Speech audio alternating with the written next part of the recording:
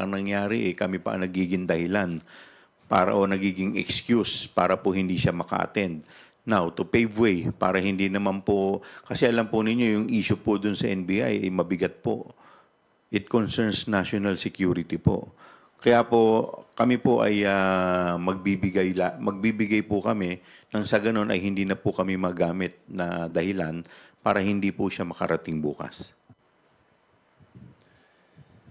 Any message po to VP Sara Duterte?